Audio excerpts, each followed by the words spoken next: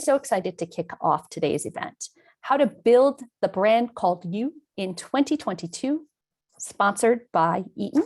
Eaton is a power management company dedicated to improving people's lives and the environment through technologies that are reliable, efficient, safe, and sustainable. We're thrilled to be joined by our panelists here from Eaton, Nancy, April, Mary, and Katrina, for a discussion on how you all can do more to define your personal brand and confidently communicate your value proposition to future employers, clients, and connections. And this is a topic I'm personally so passionate about, and I think is so essential in this environment. So welcome, everyone. I'd love to give you each a moment to introduce yourself and tell us a little bit more about you. I will start with you, April. Great. Thank you so much, Romy. It's great to be here, and what great work Fairy God Boss is doing. We so appreciate partnering with you. We are all about supporting women in the workforce, and so this is such a great partnership for us. Again, I'm April Miller Boise. I'm the Chief Legal Officer at Eaton. I'm on our executive leadership team, and I manage our global team of legal, compliance, board governance, and enterprise risk. Very impressive. Mary, how about you?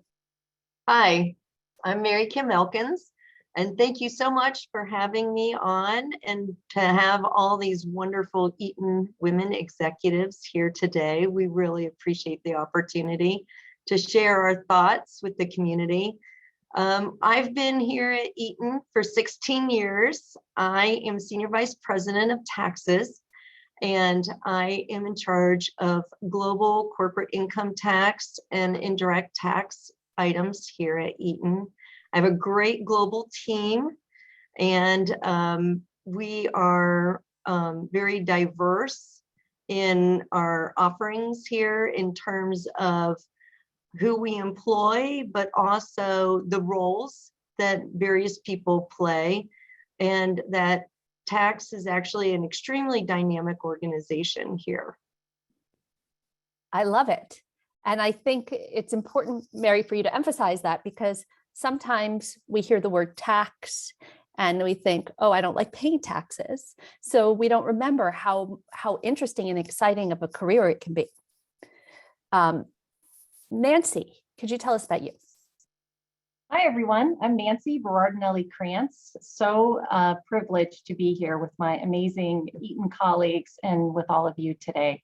I am the Senior Vice President and General Counsel of Digital Innovation and Technology with our legal team, which encompasses intellectual property and cybersecurity and data protection and privacy.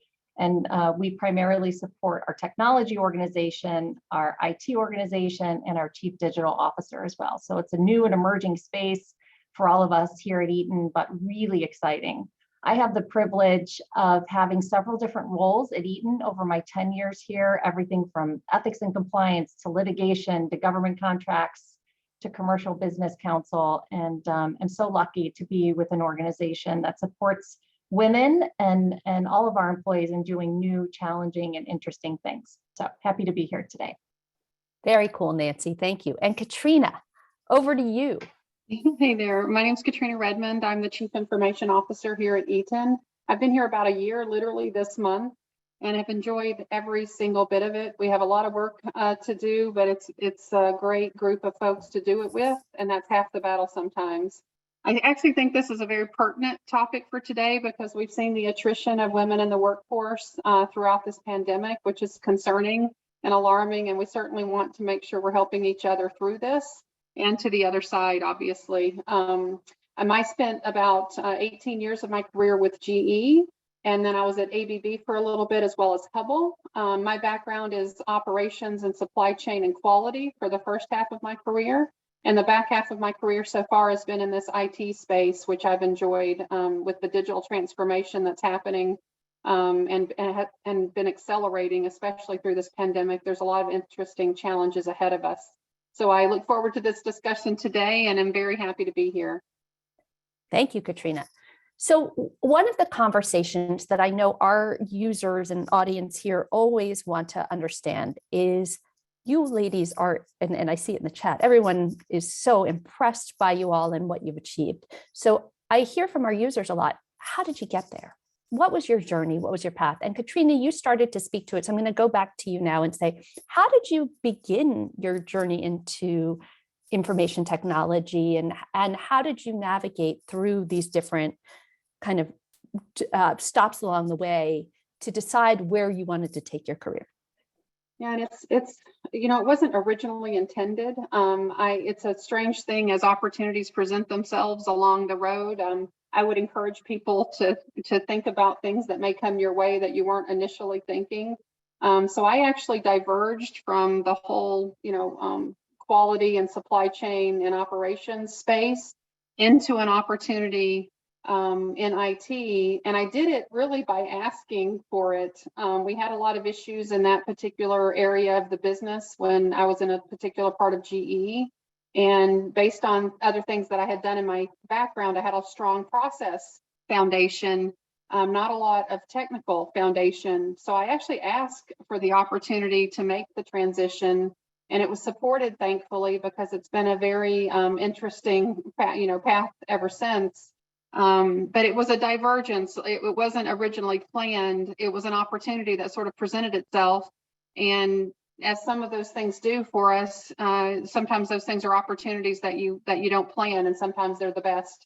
They're the best opportunities. So my story, I would just say I would encourage thinking about things that happen along the way that you may have never initially thought of, that you end up transitioning to, and it ends up being a whole new world. So the transition was unexpected, but it was deliberate when it happened, and I've enjoyed it ever since for the past 10 or so years. Yeah, for sure. Two great lessons there, Katrina. First of all, I see this a lot, don't limit yourself, right? Don't think, oh, I can't be in IT, or I couldn't make that change. You can do whatever you believe you can do, right? So don't be the one that closes off opportunities for yourself. And secondly, you've got to ask for it. Don't be afraid to ask for it. What's the worst you're going to hear? No, right? Don't be afraid to ask. April, I'm going to go back over to you and ask you a little bit about your career journey. Yeah, so it was interesting to listen to Katrina, and I think maybe we'll talk about this some more as we go on.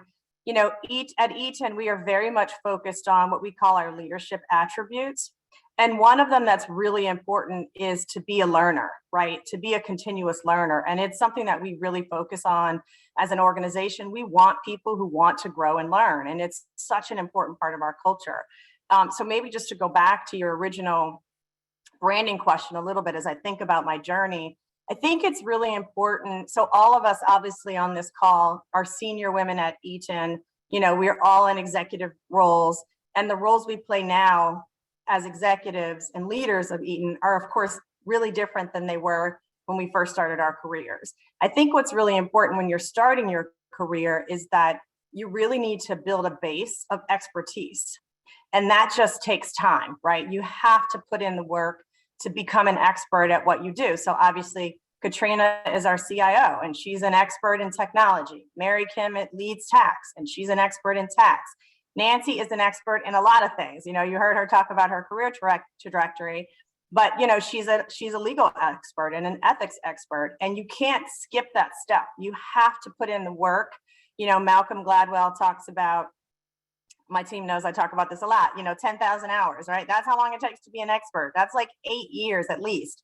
You really need to build that base because you want people to feel like you are an expert at something, you are credible, and you have this experience that they want to buy, if you will, that you're bringing to the table. And so that really should be a part of your brand, is what are you really good at? And you just have to spend time learning that, and taking on new responsibilities, taking on new projects so that you really can be an expert at something. I know this is a criticism maybe of sometimes of millennials. They kind of want to come in, not all of them, but some of them, in like, hey, I want to jump right to the C-suite, right? I want to be the CEO. I want to be in the corner office. But you can't, you're not going to be successful if you don't get that base. And so for me, my background is really, I went to business school, undergrad. I went to the University of Michigan, studied business, and then I decided to become a business lawyer. So I went to law school. And my practice was mostly business law, so mergers and acquisitions, strategic investments. And I think that's really what I built my brand on. Is I worked on Wall Street for a little bit. I did a lot of global work. And so people saw me as somebody that was an expert in mergers and acquisitions, strategic alliances, really understanding doing business across borders. And that really led to lots of other opportunities for me. But that was the thing that people were really interested in is my expertise and my background as a global M&A, as a lawyer that did a lot of global work. Of course, fast forward, some of the other things that you build upon, not just being an expert, but as you move up in an organization, it really is about organizational development, developing people, talent development, building a culture, investing in the culture. And so those kinds of skills are really important as well as you grow and you move up in the organization. Definitely. And I think there's this notion of like a track record. And I love this idea of connecting the personal brand to what are you an expert in, and your track record is your evidence, right? I mean, I could say that I'm an expert skydiver, but unless I can cite times I've been skydiving and what the results were, right, it doesn't hold water. And so it's so important that track record or those accomplishments, that 10,000 hours is the underpinning of whatever we define our employer brand as. Yeah, and I think your brand needs to be, you need to be authentic, right? It needs to really be who you are, right? You can't, it's interesting to look at other people's brands and people that you admire and, what's their brand in the organization or outside of an organization, but then your brand really needs to fit with your experience and who you are and how you present yourself. Absolutely. So with that, Nancy, I'll go to you because you're our other attorney here. Tell us about your career journey. Sure. I think, April kind of put it kindly here that, I've had the unique opportunity of being in a number of different roles. And I think, kind of going way back, maybe a theme that sort of sums it up for me with respect to my brand is what you see is not always what you get. And I think people make assumptions too about maybe how a person presents themselves and maybe how they look. And maybe you would be surprised to know that I'm a military veteran and I spent many years on active duty in the Army. And that's a key piece of who I am. And as you really kind of get to know me and to understand what I'm all about, how I conduct myself, my philosophy towards leadership, it all makes sense. But I think that, sort of really weaving that through my entire career and how I present myself and really, being a trained leader and what that brings to the table with respect to military leadership, being resilient, having the opportunity to figure it out with virtually no resources under the most austere of circumstances. Throw me in, I'll do it. I've been there, I've done it before, and I'll figure it out. And so I think applying that philosophy for me to my entire career has really worked and worked well. I'm not afraid of a challenge. I'm not afraid of being uncomfortable. Because I've done that before, and frankly, it's been part of my training. And so I would say, for all of you out there, what's benefited me, I think the most has been volunteering for assignments and challenges and responsibilities that no one else wants, right? Because they're really difficult and complicated and messy and on teams that really need a lot of support and guidance. Those are the opportunities you need to clamor for. So be looking for those ones that no one else wants and raise your hand and say, pick me. So that would be my 2 cents there. And I'm laughing because Nancy, I can vouch for this because she's on my team. She's excellent at that, right? Really kind of rolling up her sleeves and doing the hard work on the hard projects that, to her point, not everybody will raise their hand for. And so that's very much a part of her brand. I couldn't agree more, because I feel like my career has really benefited from raising my hand for those unwanted assignments, but also that's how you get those proof points or those signature wins under your belt, right? Without taking on the project, it's hard to have the results. And thank you for your service, Nancy. The other thing, by the way, that your story made me think of is we all do benefit from training and rigor and learning opportunities. And maybe not all of us will go through the military, but how are we thinking about creating opportunities for ourselves to continuously improve? Where are we learning? How are we growing or developing or creating new knowledge or new discipline for ourselves? All right, Mary Kim, over to you. Please tell us about your career journey. So my career journey has been pretty straight path in terms of discipline. And so I was an accountant coming out of undergrad and then went on to law school. And so I found an area that blends the two together. And I was interested in both accounting and law, and tax is a great combination of both. But beyond that, beyond the discipline itself, looking further as to what your journey is and what my journey is, I went into a Big Four accounting firm, and their trajectory is typically very defined. But I always have found my own path. And that's what I encourage everyone to do, is to not look at others and think, okay, I will follow that path, because your path will never be the same. And so I tried to find things that I knew I needed to have in my quiver.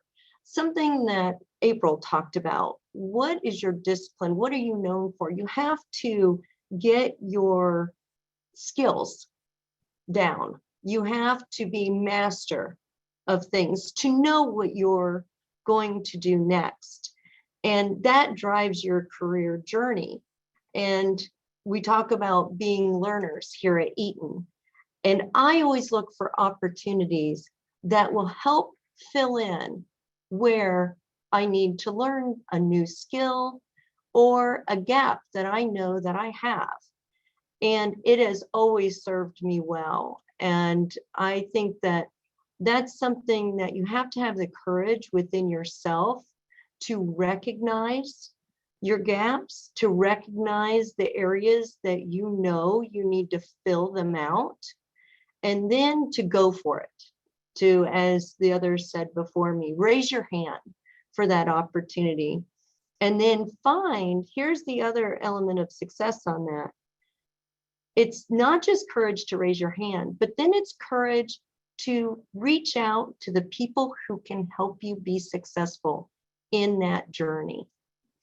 And standing on the shoulders of others has been a huge element of my success. And, and I think that's what we need to do as more senior professionals and executives, is to then allow others to stand on our shoulders. But I would reach out to people that I knew had that skill to get advice from them. If I ran into a tough spot with that new challenge or role, I would seek out help. Don't be afraid to do that. You don't have to do it all on your own. And many successful people know to surround themselves with good people and good advisors, good mentors.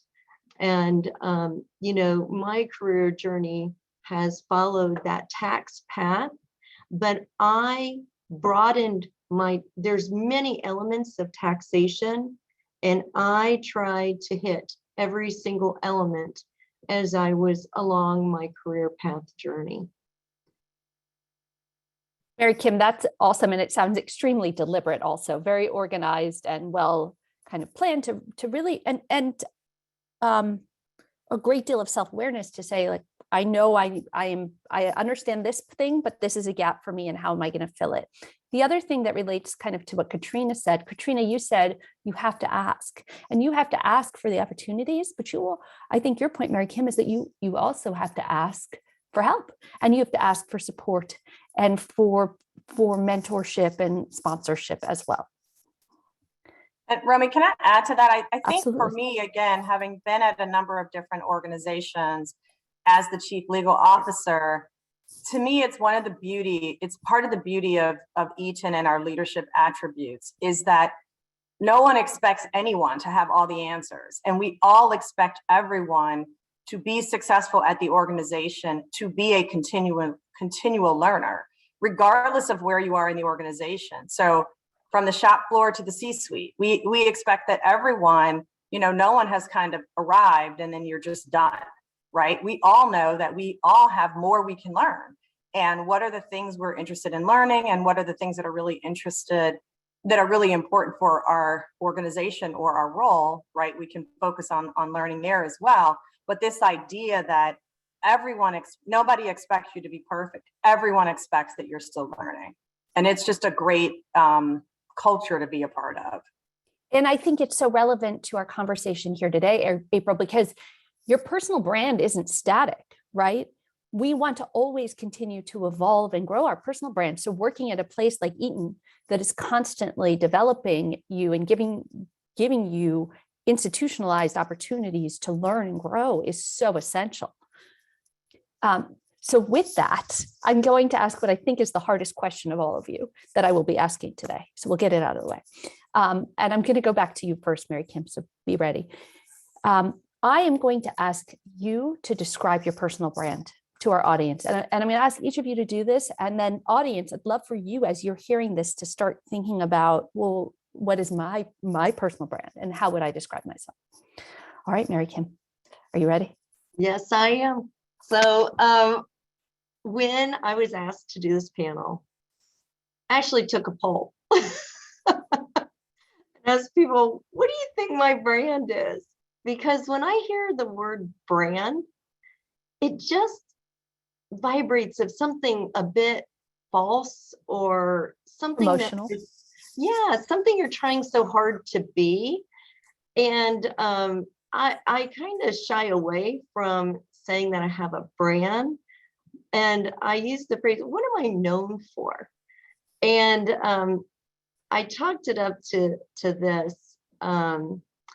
I am a very compassionate, motivating leader with a ton of moxie.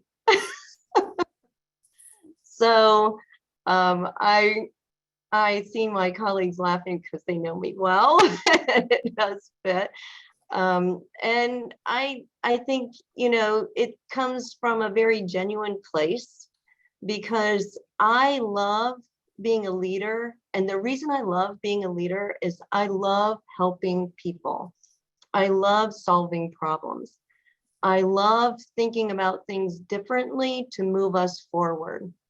And helping people, though, is probably my most gratifying experience and my most gratifying achievement as well. Because helping others achieve their dreams and finding their path, that's what, to me, it's all about in being a leader. And, helping us all achieve our goals together.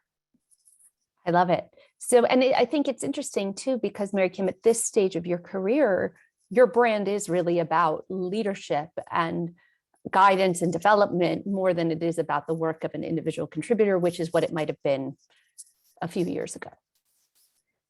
Yes, definitely. It transforms as you grow. For sure. And you move up the ranks. Nancy, I'm going to go to you. What is your personal brand? Sure. I agree with Mary Kim. This is tough in many, many ways. And I think that a lot of us are here today because we're not comfortable in speaking about ourselves in this way. I think a lot of times when people hear the word brand, they think about it in terms of self-promotion. And I think we as women need to get over that a little bit and know that it's important to be able to advocate for yourself too, right? You own your career. How many times have we heard that throughout the course of our lives? You have to own your own career. Of course, you have mentors that surround you and you have your own personal squad that you rely on.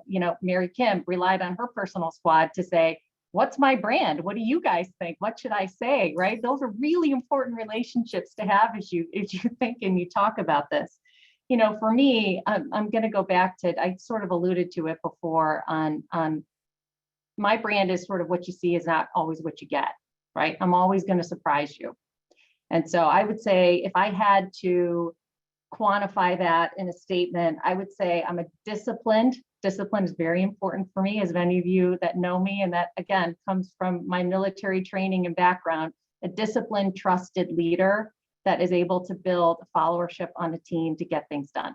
So I would absolutely say that that's part of who I am. It's really important to me to surround yourself, as Mary Kim alluded to and April too, with people that are going to support you as you grow and develop your career. And then eventually your team become advocates for you.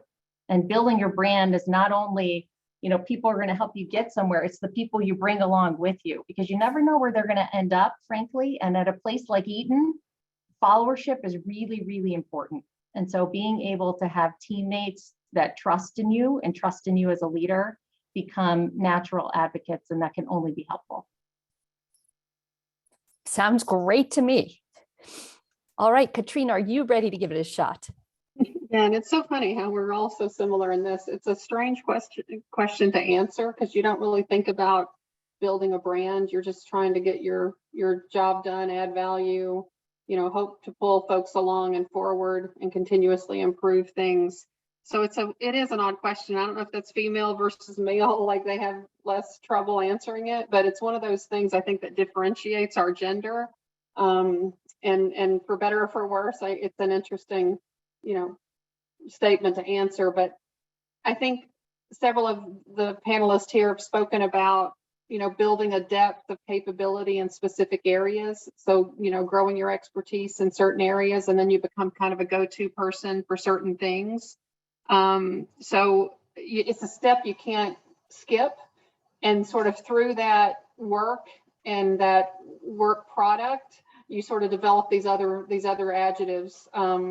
So I would say, if I summed it up, authenticity is something that's, you know, at my core.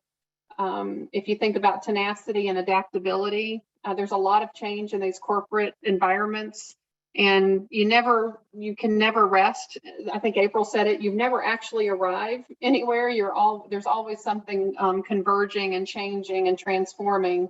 So adaptability to some of those challenges, I would say, would be at my core.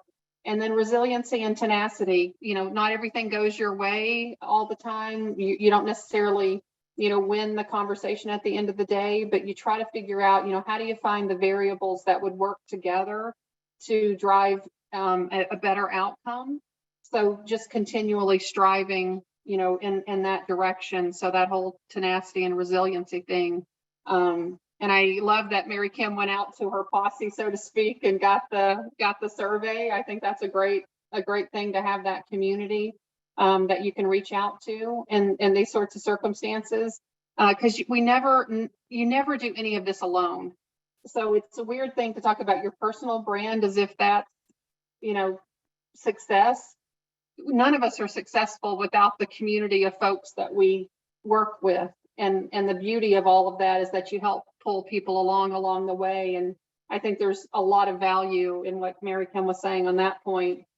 You get a lot of personal satisfaction from, you know, evolving and helping pull others forward. So there's a lot in what I'm saying, in sort of wrapping a couple of points together.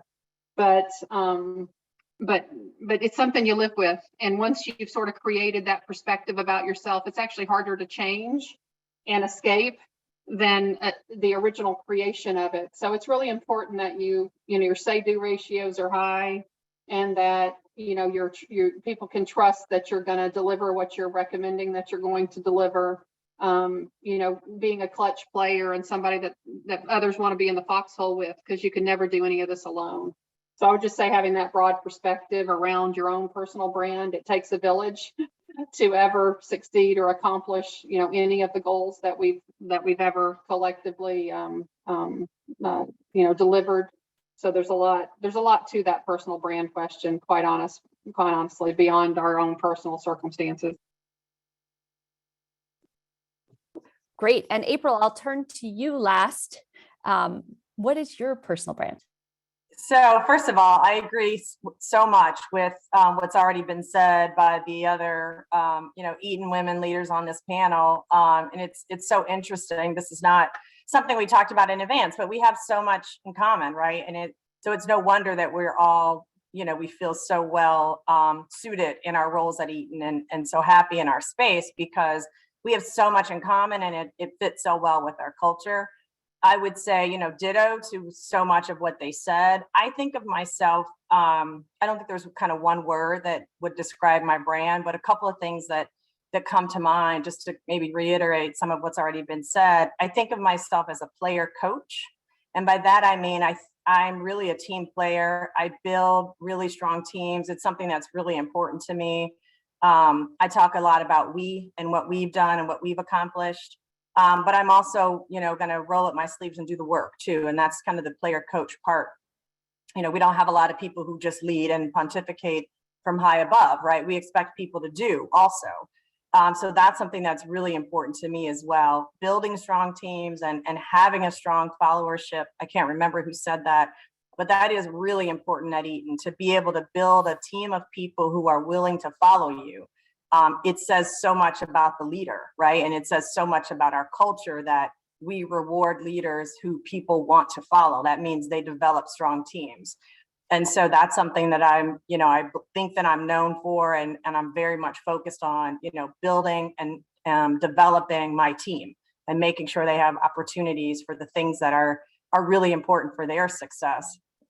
I think I'm probably also known for a really strong focus on diversity, equity, and inclusion, as our company is as well. It's a really big part of our culture. It's something that I talk about all the time.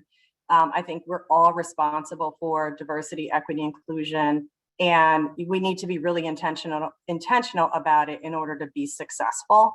And so that's something that I talk about quite a lot. And I think the other thing I would say I'm probably known for is being really strategically focused. And so sometimes I think, people get really busy and it's easy to get lost in the execution and the just kind of do, run. But you really have to step back and really be a strategic thinker. And so making sure that you step back and do that strategic thinking is critical. And again, that's something we talk about with our teams as well, because it's busy and we put a lot of pressure to get a lot of things done, but you can't just run and do. You need to be really focused on the strategy. And I think that that's something that's a big part of my brand as well. Well, clearly you four are four amazing leaders. And I'm seeing in the chat a lot of people who would love to be led by you and be developed by you. But there are a couple themes coming out of the chat that I just wanted to acknowledge before we move on to our next question. One is there are a few men, and I just want to say we're so grateful to you all for being here. So welcome. You are not intruders. You are welcome, and we want you to be part of this conversation. I did share in the chat, there's a Harvard Business Review article that talks about how women self-promote less than men, and we definitely see that. But the other kind of thing I wanted to touch on is how I see people resisting the idea of brand a little because it feels artificial or promotional. The kind of, and there certainly are other words, right? Like core competencies or sometimes people will say, what's your superpower, right? But the kind of the thought that I would put out to all of you, I don't know how many of you know who Carla Harris is. She's this amazing leader. She's the vice chairperson of Morgan Stanley. And she says, look, you won't be in the room when somebody's deciding if you get promoted. You aren't there. So you need to make sure the people who are in the room know what you are and know what you bring. And the only way they're going to know is if you tell them and if you help shape the story for them. So, with that, I'd ask, we now have heard your personal brand. Would love to hear a little bit more about how you crafted it and if there's anything you would have done differently along the way now that you have such a strong personal brand. And maybe April, I'll take this to you first. Yeah, thank you for that question. And I'm reading the chat as well. So it's interesting to hear, what is resonating with people and what further questions they have. And maybe related to that, somebody asked the question about how do you counteract unconscious bias? And so when thinking about your question and, branding, and particularly around diversity, equity, and inclusion, and, maybe being different than the majority of people that you work with. So just to back up for a minute, obviously, we all work in industrial manufacturing. I started as a lawyer in, really large law firms, including on Wall Street, which are mostly not diverse. They're a little bit more diverse now, but honestly, not much than they have been for the last 25 years. And so when I started, there were very few women, certainly in my practice area, which was global mergers and acquisitions and capital markets. And there were almost no minorities. And so I think what I would say maybe to my younger self and addressing the issue of unconscious bias is, I do think, so number one, organizations need to work on their own diversity, equity, inclusion, and culture, and, in everything that goes with that. How do we make people feel more comfortable? How do we have a culture that's inclusive and inviting? But I also think of, people who are women, minorities, or, look different than the majority of people in their organization. We have to be comfortable, and not to put all the burden on us, but we have to be comfortable being more of our authentic selves. And I do think that's much more acceptable, if you will, now than when I started practicing almost 30 years ago, right? I mean, and so I've told this story before, but I think it makes the point. When I went to business school, when the women graduated, we all wore skirts, of course, because there was no way we were going to wear pants for an interview, but we wore blue suits, and they very much looked like a suit that a man would wear. It was very structured, but it was a skirt, and we had a white shirt, and we had a little tie, like a bow tie that you tied over. And I think, like, to make us look like a man, which is ridiculous because we're not men, and it didn't make us look like a man. It made us look like a woman dressed like a man. And so I think it's much more acceptable now to bring more of your authentic self to work. But that needs to be a part of our brand. And I mean, bring your professional authentic self, right? I'm not saying like be your authentic self that you are at home when you're sitting on the couch. Still be professional, but that needs to be a part of our brand, and that we want to have and develop organizations where that is appropriate, and that we are encouraging people to be authentic and to bring their authentic selves to work. And we really only get there by having diverse organizations, right? If everybody looks the same and there's one person that we're like, oh, great, this person's going to add to our diversity, but we want them to show up exactly how we show up, that's not really fair, and that is not really going to be successful long term. Right. So, well, the benefits of diversity come from people being authentic and bringing their diverse thinking, right? That's exactly right. That's exactly right. So that's kind of one thing I would say to my younger self is, be in an organization where there is more diversity, and I feel comfortable bringing more of my authentic self to work, and that becomes a part of my brand. Love it. And April, everyone really enjoyed our fashion flashback that you provided for us here. Those were pretty bleak times. It was pretty bad. Mary Kim, can you talk a little bit about how you formed your employer brand or your personal brand, and what you would do differently? And then, there's a question from the audience specifically. How can I go about finding out what my area of expertise is? Yeah, I think that in finding your own personal brand, and how I found mine is to focus on my passions. What do I really enjoy doing? What do I really enjoy focusing on? And then you leverage that, and that becomes your brand. And, like I said, I like helping people. So that's why part of my brand is compassion and motivating people.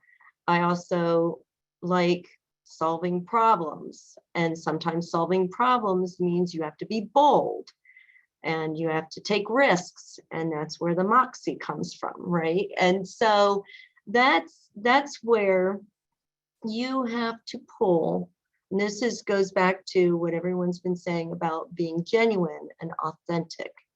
You can't say, I want to be this, you have to say, what am I? That's how you have to think about your brand. What am I? And what do I like to do? If there's anything that I would do differently, it is what we have all been encouraging people younger in their careers to do, is to ask and raise your hand, be proactive, be bolder. Those are some of the things that I wish I would have done sooner in my career. But, you know, if you can only take the wisdom that you have now, translate that back and transport it back to my younger self, then that would be very, very helpful. But we don't do that. So take our pearls of wisdom, because learn from our mistakes or where we've been and what we now see as we look to others and try to coach others. I couldn't agree with you more, Mary Kim. And if I wish I'd asked for so much more, and I wish I'd been so much less afraid to hear no. If you ask, what is the worst that's going to happen? Somebody will tell you no. And then you ask again. Yeah. And I always say, you know, same as you, what's the worst that can happen? No. Well, people are so afraid of that word, but I'm like, wait a minute. All it does is it puts you where you are right now. Right. It doesn't take away from you if you hear no. It even adds to your brand, right? Because now you've got ambitious next to your personal brand, right? Because you asked. Exactly. And maybe it's no this time and yes next time. The other thing I wanted just to make sure we come back to, Mary Kim, because I love this notion of one way you can start out defining your employer brand. If you're not, I keep saying the wrong thing, a personal brand, if you're not sure what yours is ask someone else what they think of you. Ask your manager, ask your peers, right? And at least it's a starting point. And maybe they have the perception of you that you want, and maybe they don't. And Nancy, that brings me over to you, because I think you've talked a lot about it's not always what you see is what you get, but how do you make sure that what people see is what you want them to see or know about you, in case you're not in the room when they're talking about your promotion? Yeah, and Romy, this is so important, and I think goes back to your initial question about what would I tell my younger self? What advice would I give my younger self in order to make that happen? And I would say that, you know, having learned at a very young age that the chain of command is really important, right? And you respect authority, respect seniority, right? That was something that I learned very early on, as I mentioned before in my training. That's a piece that I think limited me in many ways when it came to building relationships with people with senior people who could have helped me along the way. So when I think about my younger self and wanting to approach the managing partner at a law firm, right? Or wanted to approach, for example, someone on Eaton's senior executive leadership team when I wasn't in this spot. And I would say, I would never do that. I'm not going to bother them. They don't want to hear from me. What do they want to hear from me? Yes, they do. And they actually could have been a real advocate and wanted to help. And now that I sit in this seat and speak to panels of people and I say, reach out to me, I'm happy to help you. I actually mean that, right? All you got to do is call, book time. I will absolutely give you time. And I mentor a lot of people and spend time on coaching and give the same advice. If there is someone that you respect their leadership style, or that you admire, or perhaps you believe could be an advocate for you, you have to earn it. They're not going to give it to you for free. You absolutely have to earn that spot and that right for them to have that conversation about you. Ask for it, right? And again, what's the worst they can say? I don't have time. Right? Well, there's plenty of people out there where you can find to help you do that. So I would say, Romy, that's where I would start. Fantastic. Katrina, what would you do differently? Yeah, I mean, I enjoy listening to the fellow panelists here. I think about, in the context of where we are right now with this pandemic, and then seeing such attrition in the workforce from women specifically. And then I think about my younger self and the whole ask for it. I think just a sort of a recent comment, all these women that are leaving the workforce, they obviously need flexibility because of the circumstances that they're in currently. And all of these employers, including Eaton and others, are trying to figure out the path to retaining good talent and trying to get through what we're going through together. in a more positive way. So I would just say, folks out there that may be listening today or know people that are struggling with this, ask your employer for an opportunity for flexibility as an option before maybe leaving the workforce is what you need to do to sort of survive through these challenging times that we're in. I just wanted to layer that component into this because it's such a really strange time right now. And we're really trying to make sure from a gender diversity perspective, we haven't taken all these steps forward and then we take a whole bunch of steps back in this last 2 years and then we're sort of starting over again. I would say in the whole context of asking for it, think about your circumstances and are there ways that your employer can help you, stay and help you be a valued employee while you're trying to accomplish the other things that you need to accomplish outside of the workplace. And so I wrap that into what would I tell my younger self. I think you never know how it's going to end up. You just try to make sure that you're doing the right thing, making sure your integrity towards your job, your work product, the quality of your approach, that those things are very solid so that as you take subsequent steps, you've got a very strong foundation of support in what you're sort of building along the way. And so if I had to think about my younger self, I probably took work very seriously and I didn't balance sort of my personal equations as good as I could have.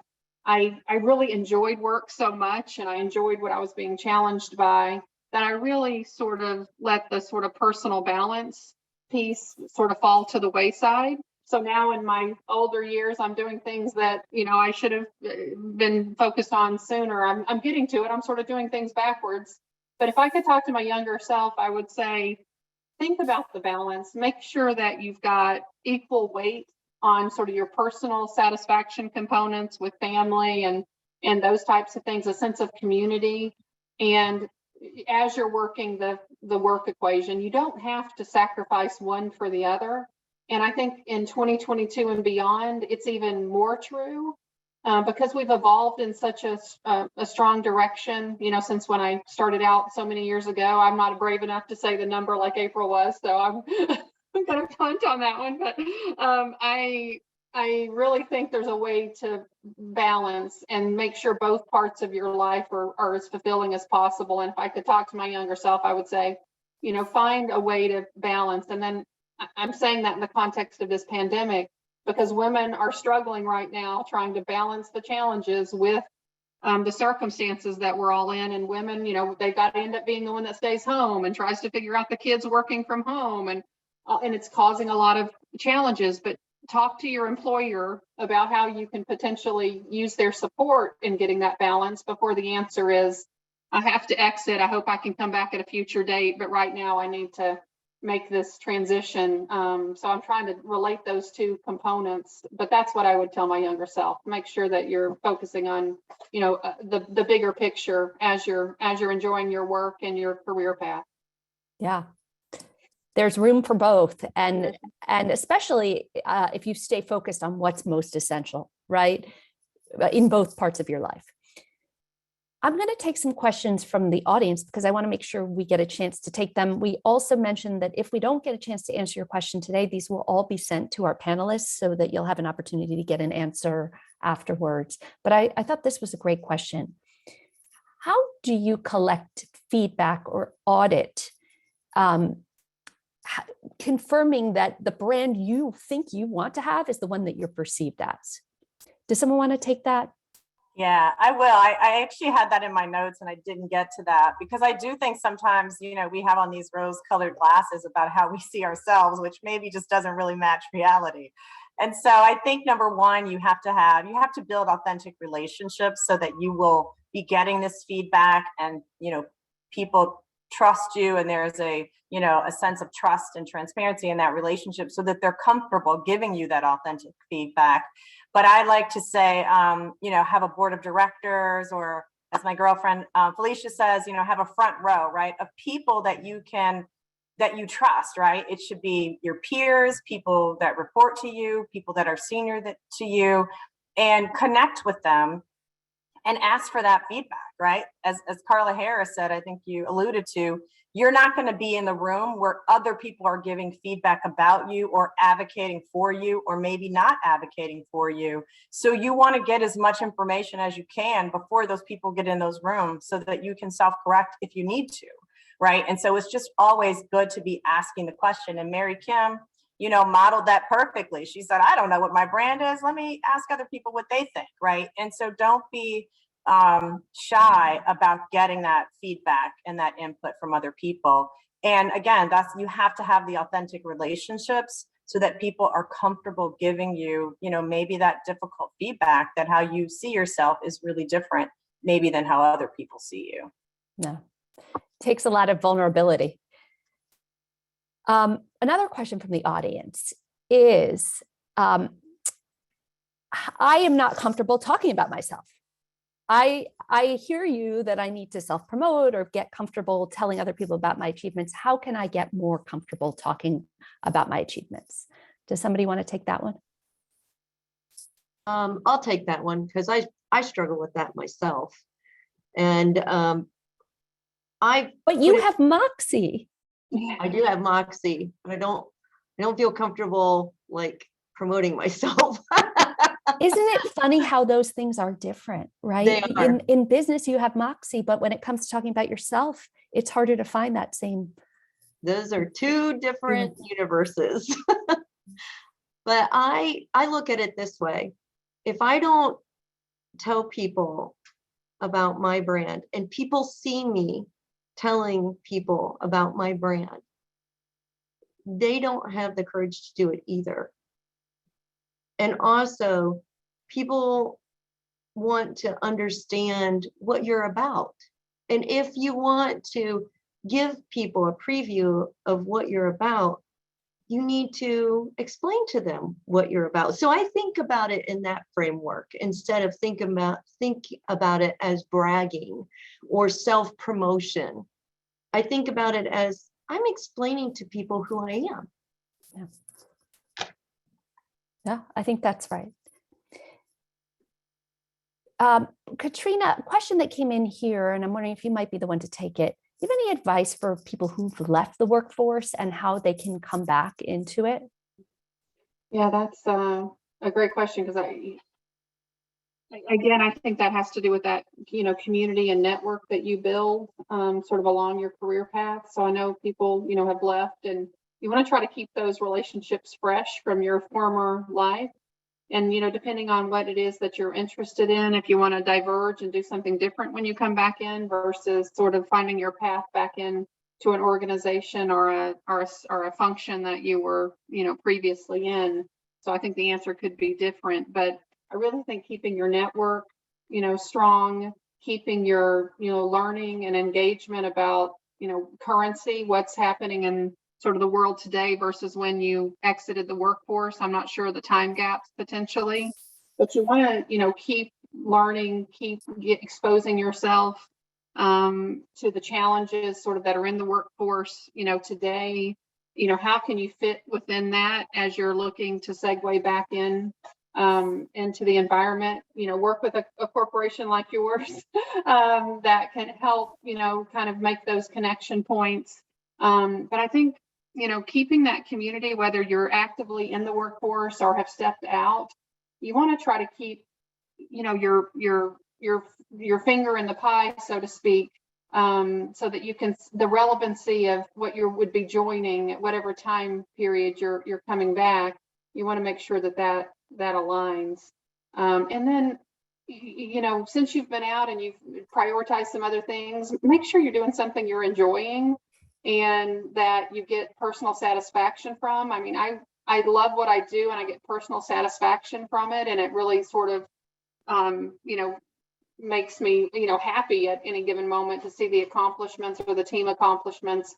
Make sure whatever you're looking at getting back into, you don't want to job hop. You don't want to go here, go there. You want to try to target something that you're specifically interested in and can contribute positively toward, and be deliberate about what you're, tossing your net toward to try to grab a, future opportunity. So those are the couple of, components I would relate for that Yes, question. absolutely. And I think you pointed out something really important, that there's just so many opportunities for learning now online. The whole online learning universe has grown so much. So it's or I should say it's much easier than it's ever been to keep your skills sharp and fresh. And so that's a great opportunity as well.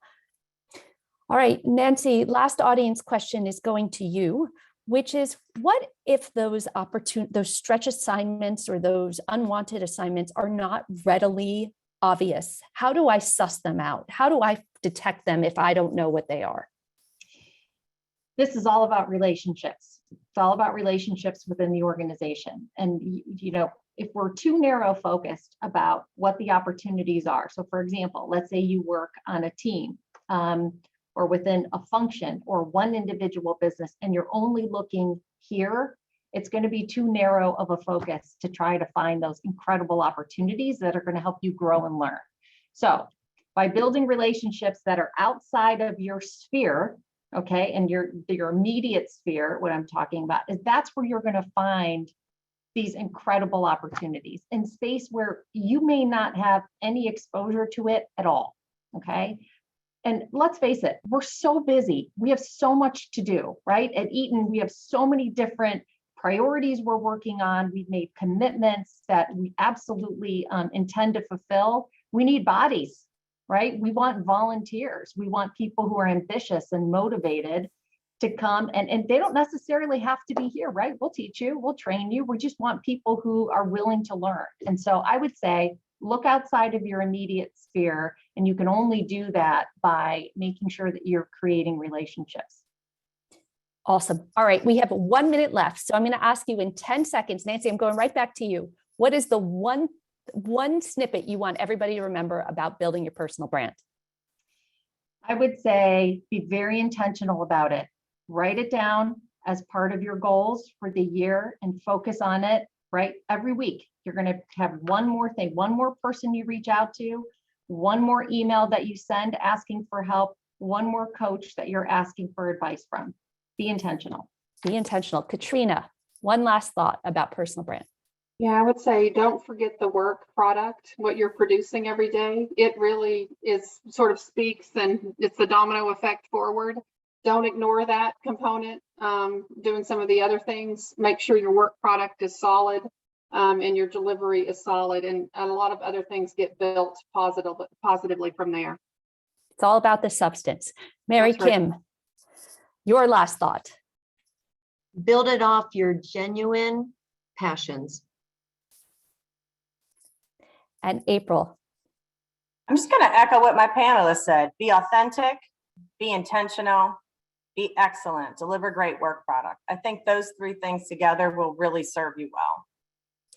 Ladies, thank you so much. I think we all learned so much today, and you've given us both kind of takeaways and extra courage that we all needed. And certainly seems like Eaton has an amazing group of women leaders. So we really appreciate you making time for us here today.